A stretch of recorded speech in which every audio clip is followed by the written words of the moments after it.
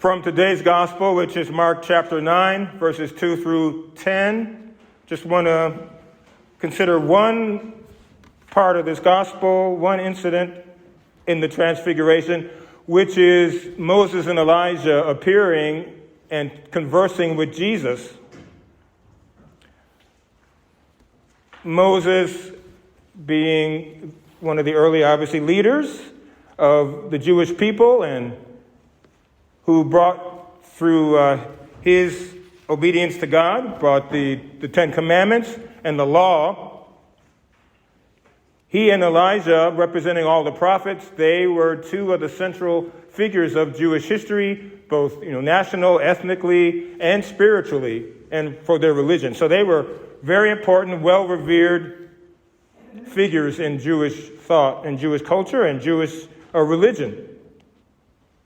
So for them to appear to Jesus and to be talking with him, other gospels give us the detail that they were discussing Jesus' passion and death and the way he would reveal his self-giving identity as the Messiah, the suffering servant who would give his death for the life of the people and for all people. So they are revealing Jesus' divinity and Jesus' central role as the Messiah that the Jewish people were waiting for.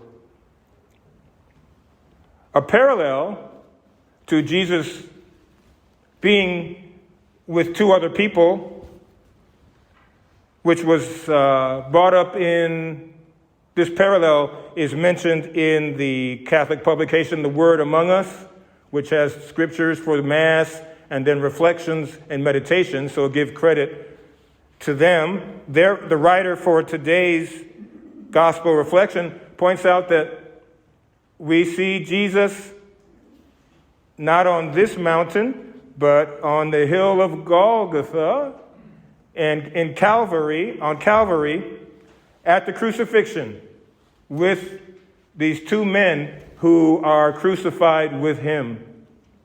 And so since we're hearing Mark's account of the Transfiguration, the writer from Word Among Us points out that in Mark's gospel, he identifies those two men as revolutionaries, rebels, and insurgents. So they would have been looked upon as criminals, as dangerous, as suspicious, very lowly in the eyes of many Jewish people, and yet God uses them also to reveal who Jesus is. In some of the Gospels, and then also in Mark, in some translations, some editions of Mark's Gospel, it says the fact that Jesus was crucified with two revolutionaries or criminals fulfilled the prophecy from Isaiah 53 that says the Messiah, this suffering servant who would save God's people, would be counted among the wicked. So I want to propose two things to reflect on, if you care to, and pray about, from this parallel between Moses and Elijah and these two revolutionaries. One is that both reveal Jesus' glory, and so we see what God can do. God can take two highly esteemed, revered figures in Jewish history and reveal who Jesus is through them, but also two criminals, two revolutionaries, insurgents, rebels. He can use them to reveal who Jesus is, both in fulfilling that scripture from Isaiah and, of course, as we see Jesus' exchange with, in other gospels, called the good thief, when that man recognizes that Jesus is a man of God, that Jesus can say, this day you will be with me in paradise. So revealing Jesus' authority to decide who is going to enter eternity and who isn't. So God uses criminals and rebels and revolutionaries, lowly in the eyes of the world, to reveal Jesus' glory. And he uses highly revered, respected figures of Jewish history and religion. If God can use people on such ends of the spectrum to reveal who Jesus is, one thing we can draw from that is he can use any of us to reveal Jesus. The other idea that I want to propose to you is with Mark's gospel, identifying those two men as revolutionaries. By contrast, Moses and Elijah are, and this is a word that does not exist until I thought of it, I don't think it existed. They are revelationaries. Okay, so instead of revolutionaries, see Moses and Elijah as revelationaries. People that God uses to reveal who Jesus is. And I propose to all of us that we too can be revelationaries.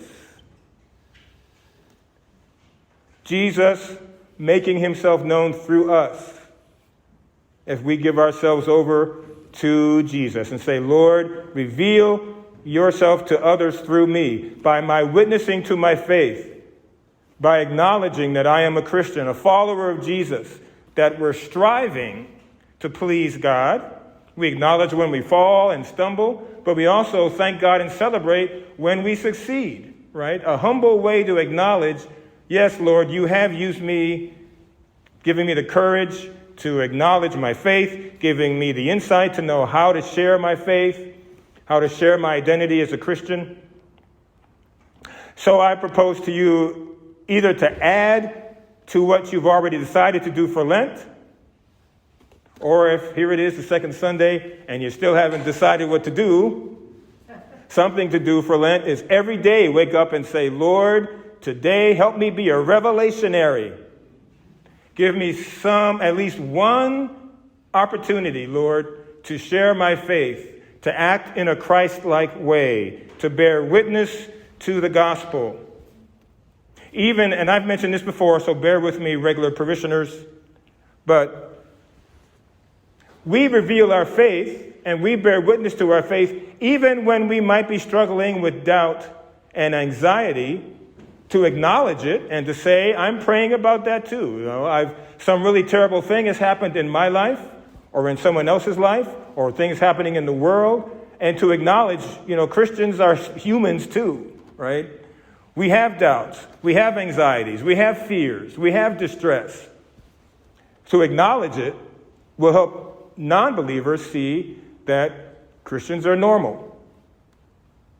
But then to say, but I'm praying about it, or I'm asking God to help me through this doubt. I'm looking in Scripture or reading lives of saints, whatever you might do to help us deal with our struggles and negative things in our lives, that also can bear witness to the faith. So I invite us all to ask God to give you at least one opportunity every day where you, like Moses and Elijah, and even like the two revolutionaries crucified with Jesus, that you and I can be revelationaries for Christ.